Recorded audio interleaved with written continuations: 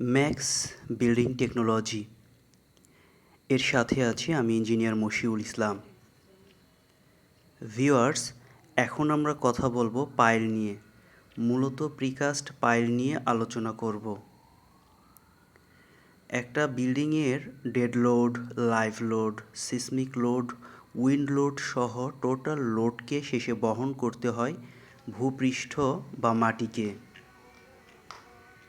আবার ভূপৃষ্ঠের বিভিন্ন স্তরের মাটির ভার বহন ক্ষমতা ভিন্ন ভিন্ন হয়ে থাকে।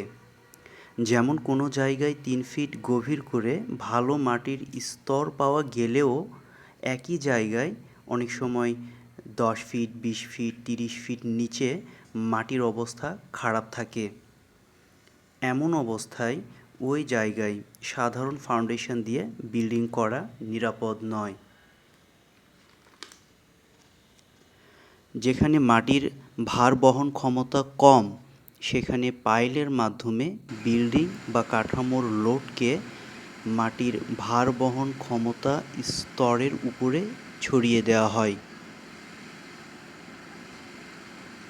কার্যস্থল থেকে দূরে সুবিধামতো স্থানে ঢালাই করে যে পাইল তৈরি করা হয় তাকে প্রিকাস্ট পাইল বলা হয়। প্রিকাস্ট পাইলের আরসিসি কাজ মূলত আগে থেকেই করা হয়।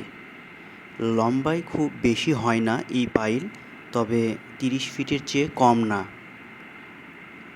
লেআউটের কাজ সম্পূর্ণ হলে পাইলের সেন্টার নির্দিষ্ট করে ভারী যন্ত্রের সাহায্যে মাটিতে এই পাইল ড্রাইভ করা হয়।